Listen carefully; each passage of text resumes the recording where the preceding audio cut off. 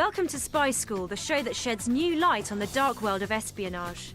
In the next half hour, we'll be revealing the techniques used by agents in the field and trying out their methods for ourselves. And I'll be on standby to make sure they're up to the challenge.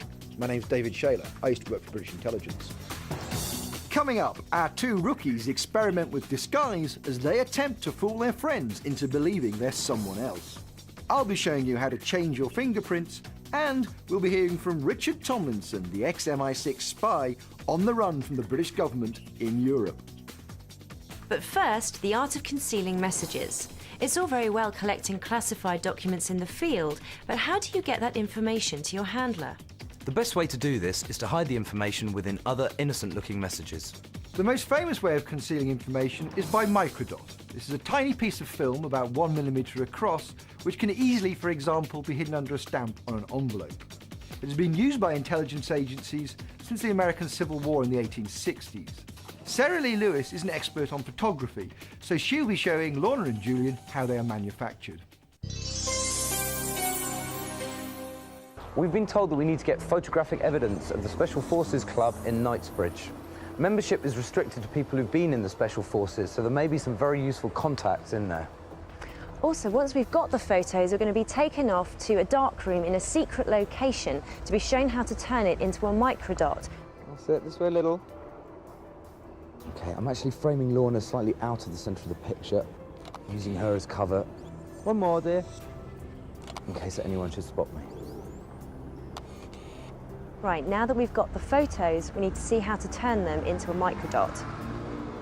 Lorna and Julian are now off to meet Sarah Lee Lewis, an expert in photographic techniques and the manufacture of microdots.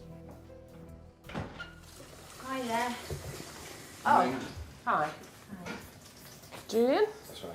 That's right. And Lorna? Yeah. Hi. I understand you've got some film containing information you'd like to turn into a microdot. Indeed, right there. Thank you. OK. So, first of all, we've got to process this film. Right. There are three elements you need to process film. You've got your developer, you've got your stop bath, and you've got your fixer. In a dark room, the film is loaded onto a spiral and placed in a developing tank. Would you like to pour that in for me, please? Then the developer is added to the tank. OK. Put that on top, and then agitate for the first 30 seconds, gentle inversions. After further agitation, the fixer is added, then the precious film is washed down with water. The processed film can now be removed from the tank, ready for the next stage. Here's your photograph of the building. So I'm going to put my mask here, then place that underneath the mask. We are going to re-photograph that as a small proportion of your negative, so that when it's processed, it'll just be the tiniest little microdot. You could even make it smaller again by re-photographing that again, and then it would be undetectable. You can even use it as a full stop on a letter or something, really? And no one would ever find it, yeah.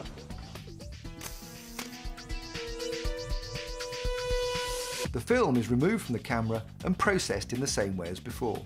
Yep, looking good. You've got something you can use there. So, I think this looks like about the best one. Yeah, it's the smallest, isn't it? Yeah. Should we go for that one? This technique of manufacture is known as the British method. Agents could have microdot viewers so small they could be concealed inside a cigarette. Let's have a look through the microscope. Okay. What do you think? Wow, it's really sharp, isn't it? Mm. Microdots were then hidden in secret chambers of rings or coins, or embedded under the stamp on a letter. Excellent. The stamp you use, try and make it common or garden as boring as possible, because in other countries or other places, as in Egypt once, a spy used a very exotic stamp that was stolen by the post office worker, and the microdot was revealed. Now on the show, Spy Hard, our crash course in martial arts. Here, Goju Royu expert Gavin Mulholland tells us the best way to deal with a double-crossing agent. My name is Gavin Mulholland. I've been involved in the martial arts for 34 years, and I hold black belts in 4 different combat systems. OK, I know the agent I'm meeting has been turned. I need to neutralise him fast before he can blow my cover. Hey, got a cigarette?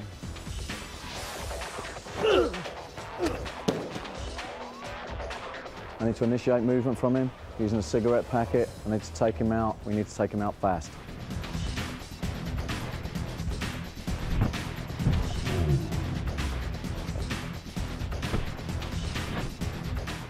Throughout the 60s, several agents were found with crushed trachea.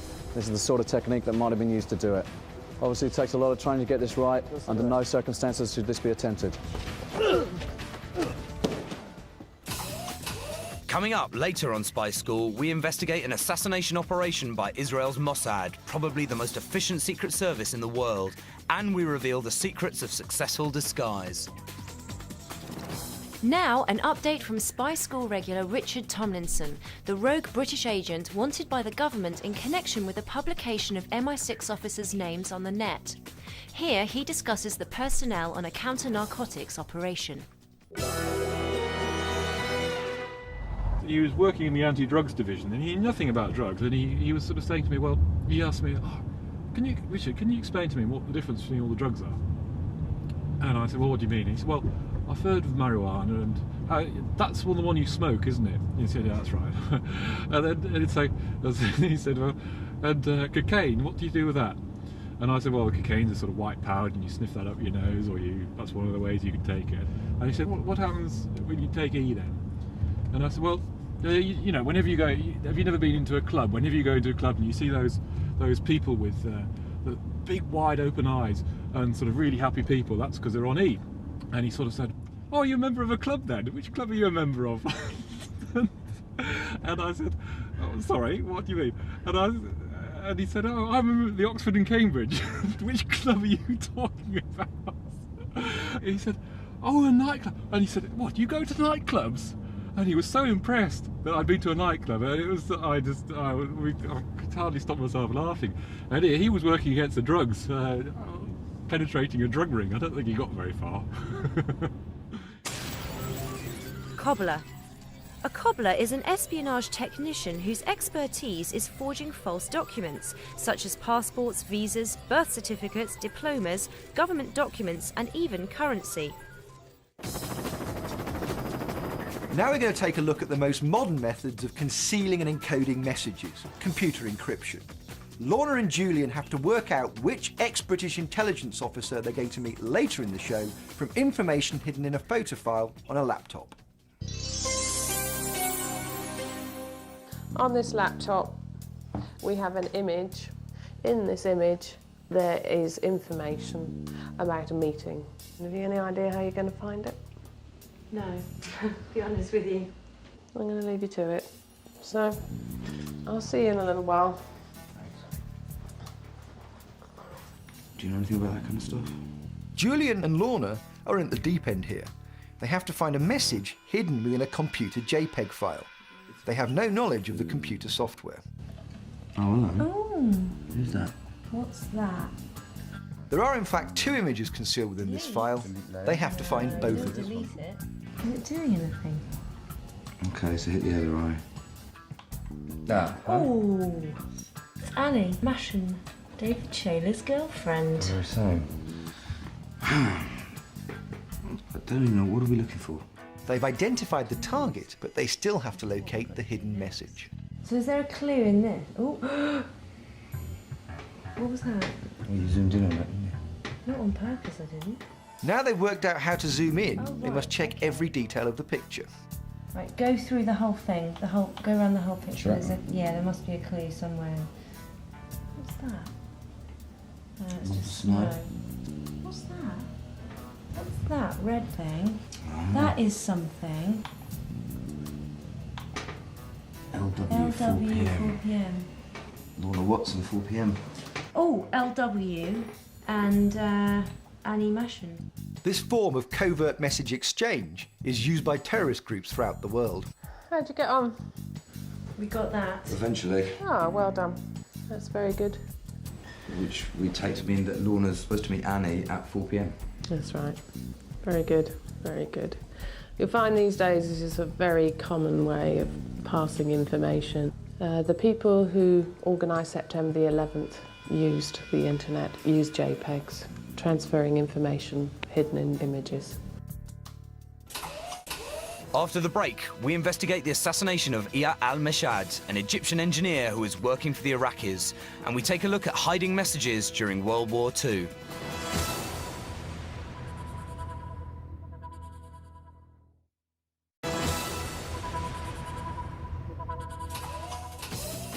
Plenty more still to come on this episode of Spy School. David Shayler will be showing you how to fake your own fingerprints, and I'll be interviewing ex-MI5 officer Annie Machon.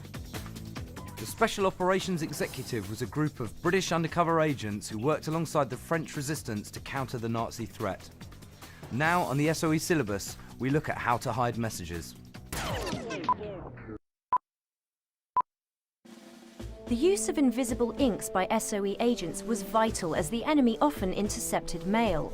Agents arranged to use common household substances such as milk, soap solution, lemon juice and egg whites that would not arouse suspicion if found during an enemy raid. Agents often experimented to find new suitable inks. Aside from the two obvious requirements of being invisible and capable of being developed, the substance must also be odourless, soluble and must leave no deposits or marks on the paper. Heat was the most common developer of secret inks. Urine was widely used as an invisible ink, and it's also suggested that male semen was also experimented with, but proved to be unsuitable.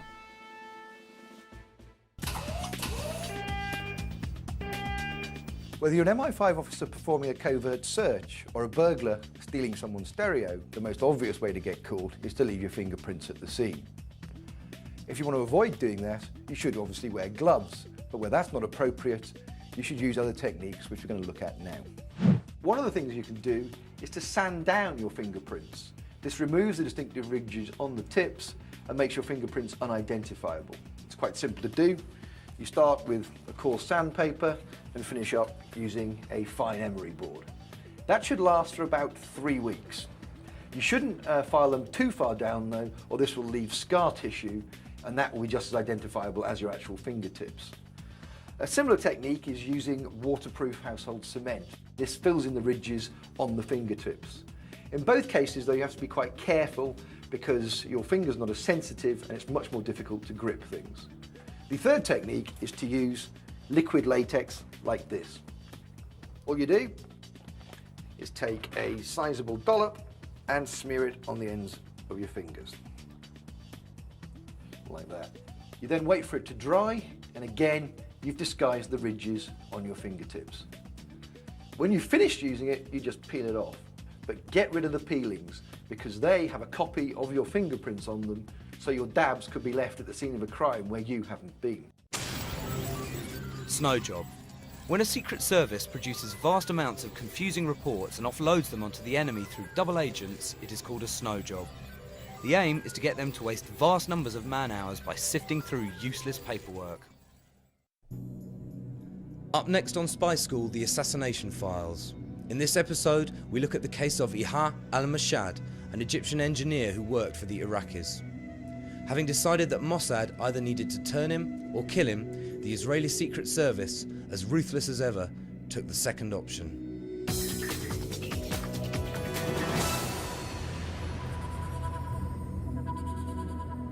1977, Paris. Mossad suspected that the French government was providing Iraq with a nuclear capability. This was a grave threat to the Israeli state, so the Secret Service sent a team of officers to raid the plant in France, masquerading as an organisation called the French Ecological Group. But the French responded by building a new plant, aided by Iyad al-Mashhad, an Egyptian engineer who was sent over by the Iraqis. Mossad decided that because of his expertise in nuclear power engineering, al-Mashhad must either be recruited or killed. In 1980, al-Mashhad went to Paris to arrange for a shipment of nuclear fuel to go to Baghdad. He was in his hotel room when a team from Mossad arrived to assassinate him. 3 Mossad agents patrolled the garden of his hotel, while 2 others dressed in room service uniform used the hotel's master key to get into al-Mashhad's room. While he was sleeping, the agents cut his throat and stabbed him in the heart. The wound was fatal. When the assassination was complete, the men ransacked his room to make it look like a burglary, hung a "Do Not Disturb" sign on his door, and left in silence. A prostitute later confirmed to French police that she had serviced al-Mashhad shortly before his death, and and later heard unusual movement coming from his room. Just hours after she'd made her statement, the prostitute was mysteriously killed in a hit-and-run incident. To this day, the Iraqis still do not have a nuclear capability. Annie Machon is an ex-intelligence officer. She worked with David Shayler at MI5, and they're now partners. After David alleged that British intelligence had funded a plot to assassinate Colonel Gaddafi, they fled to France together. I met up with her to discuss what life was like on the run with David. Annie, thanks for coming on Spy School. Your decision to flee the country and also kind of turn your back or turn against the institution that you'd both been working for must have been a very difficult one to make. What clinched it for you? What made you decide to go? I don't think there was any one sort of dramatic moment when we decided we were going to do it. I mean, it was more an accumulation of disillusionment with the service when we were there. So the best thing was to get Dave out of the country where he could try and then give his most serious allegations directly to government so that they would listen to him. So you started off in Holland? Well, we were travelling around for quite a long time, about a month of just travelling around without destination, just changing hotel after, going from hotel to hotel. Getting pretty paranoid as well about the fact we knew they'd be after us, trying to stay one step ahead. What was the stickiest situation you found yourselves in? A journalist approached us via our lawyer, John Wadham. He sort of introduced himself and then immediately said, I'm not going to beat about the bush. I'm here as a representative of the Libyan intelligence services. Oh, and by the way, I'm armed. And he patted under his, his arm, yeah.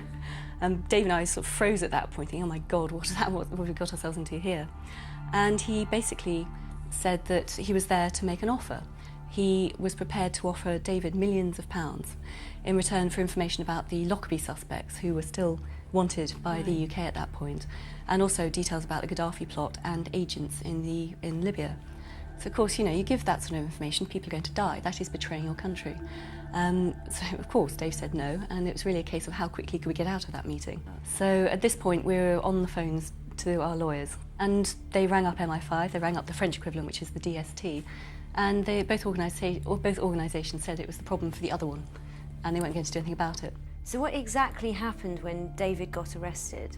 They arrested him in the hotel foyer and were going to cart him off without telling anyone about it. But luckily, Dave's actually quite quick thinking, he's very quick on his feet. So when they said, do you have any ID, Mr. Shayler, and all that sort of thing, he said, well, I've got the passport out of my hotel room, knowing that I was there, but also knowing the passport wasn't there. So at least I knew that something had happened to him, otherwise he would have just vanished.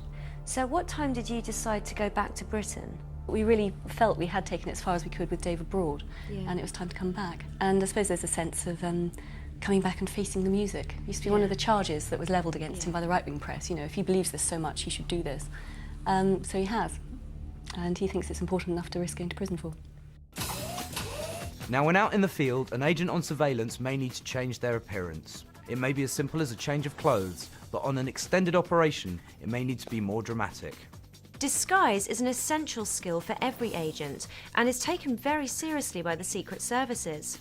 The CIA have a department exclusively devoted to it, headed by one of their top-ranking officers, Antonio Mendez. The expert I'm putting them in touch with is Catherine Scobie, a professional makeup artist. She should be able to teach them the tricks of the trade. After all, when the CIA were looking into disguise, they turned to Max Factor for help. I've decided to go as a tourist, preferably French because I know I can do the accent, so... Right, good. Kind of, and I thought quite chic. Well, I see you as having dark hair. So if you have dark hair, then your skin's going to be pale. Right. Your eyebrows are going to be darker. I'm going to put some dark colour through your eyebrows and brush your eyebrows the wrong way to change the shape. It really makes a difference. Right, so now we can put the wig on you. I'm going to change the colour of your lips now because to me they're very red and throw somebody off the scent, as it were. What on earth is This that? is Yellow stuff. Nicotine colour. It's going to just bring the gleaming whiteness down a bit. Vanity's out the window, I'm afraid. I've got some glasses for you to try. So Lorna, what do you think? Yeah, it feels really comfortable and it does feel really, really different. So Julian, do you want to tell me about your mission? Yeah, I'm going to be a flower deliverer. Probably Cockney, a bit of a geezer, but I haven't worked out much more than that. freshly groomed goatee. You have a very nice suntan, so I think we should get rid of that. Now, how to make yourself look older. If you just brush your dark colour into those creases, then blend them away again with your finger. I'm going to attempt to change the shape of your nose. Take some tiny bits of cotton wool and pack into your nose. Ah. Shouldn't actually be too painful. That's quite good.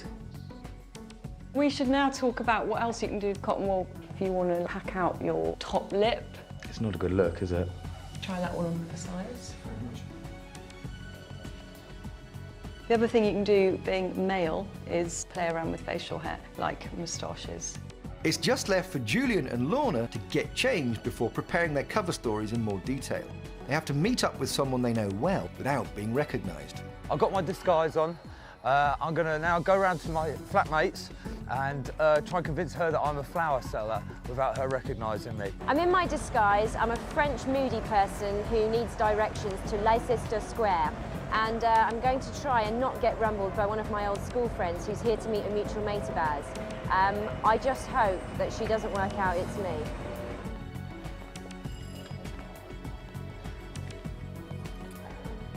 Good afternoon, madam.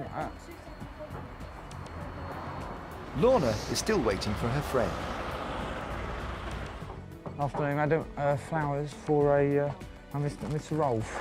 Okay, lovely. Would you mind Yeah. popping your... Pen, I can sign that. Sure. What's the time? It's about 4 o'clock, isn't I think it? 4 o'clock. Yeah, you're a very lucky man, flowers like that. They're beautiful, aren't they? Lovely. Thank you. Thank you very much indeed. Thank you, madam. Lorna spots her friend and runs to catch up with her. Excuse me? Excuse me? Do you know Leicester Square? Leicester Square? I thought it was you. Oh, I don't believe it. I've been rumbled. Don't I look French?